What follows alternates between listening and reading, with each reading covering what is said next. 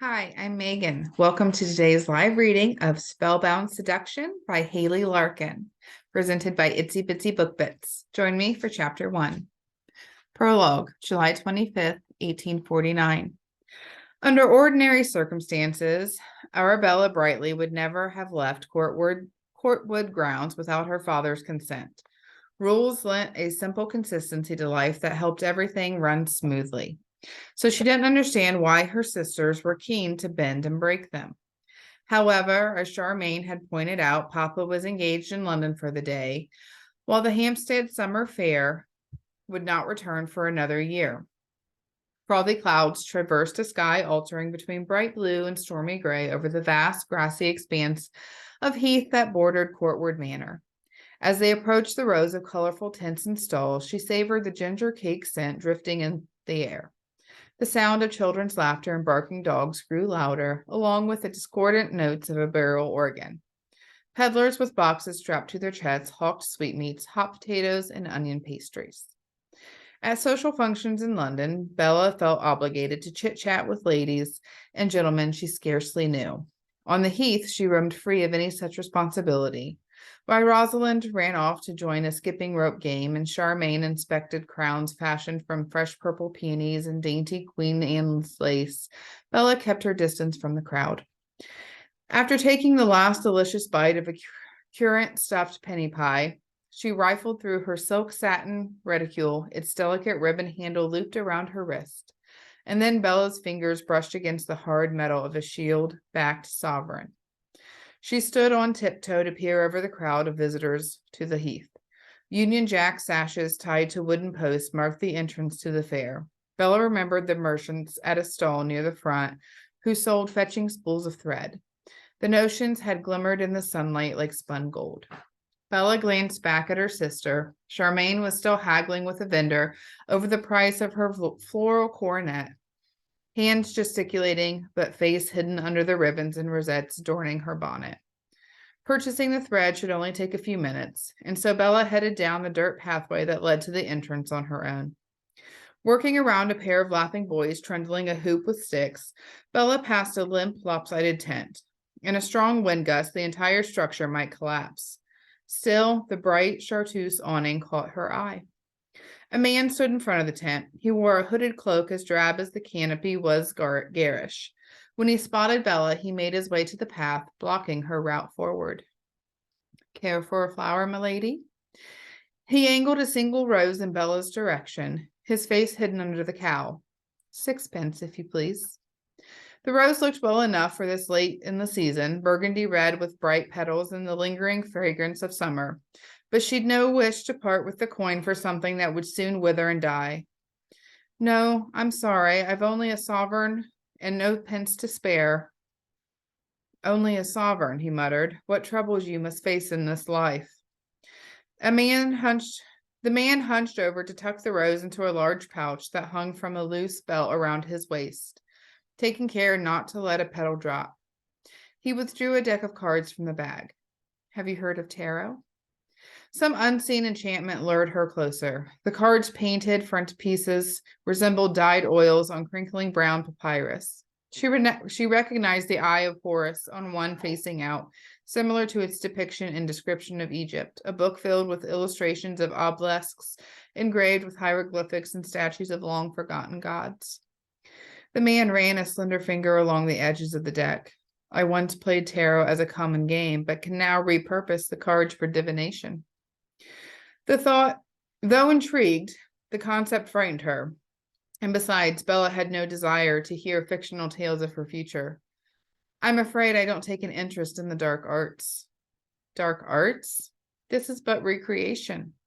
Besides, you have a sensitive aura about you. The man lowered the hood to reveal a sleek silver hair crisscrossed with black strands. The lines etched on his face suggested time spent in the sun without the benefit of a hat. Perhaps you claim the gift of prophecy yourself, my fine lady. Her throat felt parched, as though sprinkled with salt. She should have procured one of the lemon ices Rosalind had swooned over earlier. Either of her sisters would have summoned a diplomatic fib in this situation, but Bella could scarcely speak to strangers at all, let alone muster plausible lies to make such encounters less taxing. Try a hand, he urged, his stare as mesmerizing as that of any wizard from King Arthur's day. I can use the cards to divine who you will marry. A young lady of your age should find such information useful. A small smile tugged at her lips. Bella had already met the gentleman she intended to wed, the one for whom she would break any rule. Only she hadn't divulged her secret just yet, not even to the man in question. Tall and broad-shouldered, handsome as any god of the ancient world, Thomas Beecham had a firm jaw with an adorable cleft in his chin. Pretty is as pretty does, Cortwood's housekeeper, Miss Darlington, would say. But Bella was fond of everything about Mr. Beecham. Not only his pleasing appearance, she enjoyed his gentle bearing, distinct from the swaggering gentleman of the ton. Most of all, Bella loved the tenderness in his luminous cobalt blue eyes when he asked if he might call on her. Arabella Brightley, the odd weed between two captivating blooms. While Rosalind and Charmaine were popular, society only tolerated Bella for her father's title and her family's standing. And yet, of all the ladies who might occupy his time, Mr. Beecham had chosen her. A future which didn't include Thomas Beecham was no future at all. If this would be clairvoyant told her otherwise, he'd only upset her. If not for yourself, do it for your mum. The man before her reordered the cards between his hands. All mothers want to know who their daughters will marry. Any hint of a smile collapsed. Gray spots gathered before Bella's eyes, shadowing her vision, and thoughts of Thomas Beecham faded, replaced with an all too familiar ache in her heart. She focused her gaze on her leather ankle boots dusted with earth. The matroness passed from the world when I was but 16 years of age. Bella didn't speak the words aloud. That would make the sad fact real all over again. 5 years had gone by, and her mother's death remained a demon trapped in her heart, poised to burst. Or are you too fine a lady for all this? Can you not look me in the eye? Bella found it challenging to look anyone in the eye, and she couldn't bear the thought of breaking down here, a spectacle for all the world to gawp and whisper over. At that moment, she wanted nothing more than to run away. Every mother wants to secure her daughter's future. Why, when you think of it that way, you're doing her a favor. She needed him to stop talking about her mother. Desperate to fight the surging panic, the words slipped from her tongue before Bella considered how he might receive them. Let me pass, or I shall report this incident to my father, the Marquess. His lordship won't countenance harassment of his daughters. Bella hadn't intended to mention her father's title, nor to sound so arrogant. A moment of worrying silence passed between them. Your manner is condescending and rude. The man's deep voice rattled as though pebbles had slipped down his throat. Keep your coin, but understand this. One day soon, you will regret not parting with your sovereign.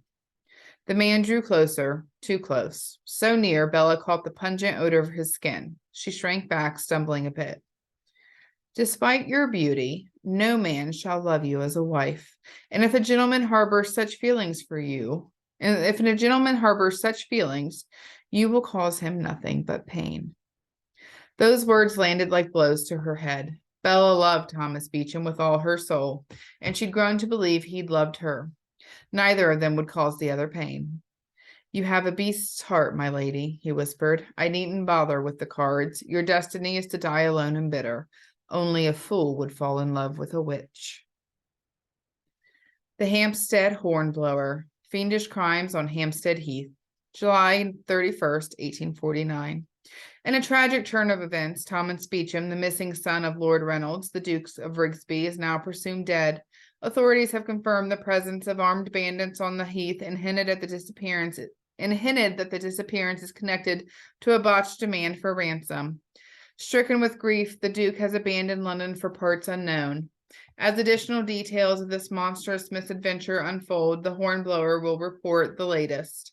Until then, readers take great care when crossing the heath and avoid the area at night at all cost, lest you suffer the same grim fate. Chapter 1, 1 year later. He's a pesky little thing, the new scullery maid Fiona Wells grinned as a gray and white kitten frolicked on Thomas Beecham's lap. His lordship isn't the sort to abide animals, but then what he doesn't notice won't hurt him. A person would require the heart of a villain not to appreciate this fellow, Thomas said. Well, I can't claim to know for certain. Miss Wells retied the loose strings on her bonnet, hands chapped from the day's work. She looked over each shoulder to ensure no one was coming, and then, leaning forward, she whispered, "But perhaps his lordship hasn't a heart at all." Thomas cocked an eyebrow at the disapproving manner he'd perfect it in service as Lord Trenholm's valet. Still, he didn't disagree with her assessment. Fiona Wells was but 14, with small features and a round face and a clear-eyed expression that made her seem even younger. 14 and already bound to a life of drudgery.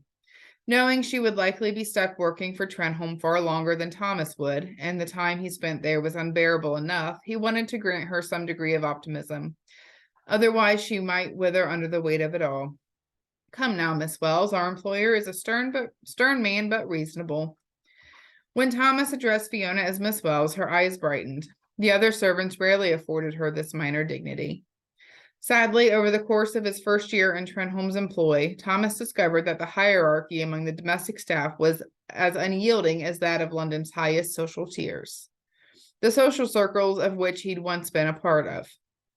"Do you think I might keep this wee one inside with me at night?" Fiona asked. Immediately, Thomas regretted his comment. One must temper hope with pragmatism, after all, a lesson he'd learned all too well. "His lordship is reasonable, but he likes things ordered just so," Thomas said. "And animals being an unpredictable lot, I doubt we shall soon see this scamp welcomed inside." To prove the point, the kitten batted at his hand, a soft pink padded paws belying tiny dagger-like claws. "I suppose you're right." With a despairing groan, Miss Wells scooped the cat into her arms. "He's a plucky one, he is, all the better to earn his keep chasing mice." "His lordship expects us all to earn our keep," Thomas said. "So if your little friend can do as much, I'm sure you will find him welcome to stay in the stables." "The others have it all wrong about you." He thought Miss Wells was addressing the cat, but her earnest gaze soon caught his. She gifted him a mysterious smile. "I see who you really are, Mr. Beauchamp." His shoulders tensed, and his fingers tightened into a fist. Keep it together, man. He lived in fear of this moment, though he never suspected the truth might come from a young scullery maid. Fiona Wells didn't know. She couldn't. No one did. Thomas steeled his voice, but maintained his casual demeanor. "Is that so? No sooner had I arrived than the other girls told me you're the strictest gentleman in the house, bearing Lord Trenholm, and that you were a strange bird at that." Realizing she'd insulted Thomas, Miss Wells stopped and quickly added, "If you beg my pardon for saying so, sir." The strain in his muscles diminished somewhat. Miss Wells regarded him only as Mr. Beauchamp, pompous valet extraordinaire. "I've been called worse, I assure you." She released a bit of air through pursed lips. "Anyway, their prattle couldn't be further from the truth. You have a tenderness underneath all that fusty bother." That wasn't entirely a compliment, but at least he knew his current persona remained believable. The consummate valet. Forever attending to details of his lordship's presentation, unflappable and untouched by tender sentiments of any sort, impervious to love. Or so everyone thought. "Now that I realize I'm a subject of fascination among the staff, I will strive to be more entertaining," he said. Miss Wells winced. Thomas had intended for the comments to fall lightly, but then he used his drollest tone. When he used his drollest tone, the irony sometimes got lost. "It's perfectly all right," he assured her. "I am rather a stickler about my duties." "I see goodness in you as well." "Do keep that a secret." This time she caught on to his playfulness. "Not on your life, Mr. Beauchamp. I shall make sure that everyone knows of your kind heart." She nodded at the kitten, struggling to free himself from her arms. "You won't tell his lordship about this one, then?" "What did you say earlier? What Lord Trenholm doesn't notice and all that?" As she ruffled the tufted fur at the nape of the kitten's neck, he spied a wet blister on her right hand. Why don't you let me clean up this evening?" He waved to indicate the ceramic plates and saucers remaining on the oaken dining table from the staff supper. Not a scrap of carrots or potatoes, let alone the steak and the kidney pie, clung to the dishes. Unlike the fine lords and ladies who visited Lord Trenholm and his sons above the stairs, those below didn't waste one bite. "Oh, I couldn't impose," she said. "I insist. You ensure this one is tended to and secured for the night, The boy charged with the stable for the evening can assist. Thank you, sir. After Miss Wells departed, shutting the door carefully behind her, Thomas exhaled. Not for the first time, he muttered a silent curse at his father. His lordship, the Duke of Rigby. Duke of Rubbish, as far as Thomas was concerned. If it weren't for Henry Beauchamp's damnable schemes, he would never have found himself indentured in service to Lord Trenholm in the first place. I see who you really are, Mr. Beauchamp. Fortunately for him, that hadn't turned out to be the case.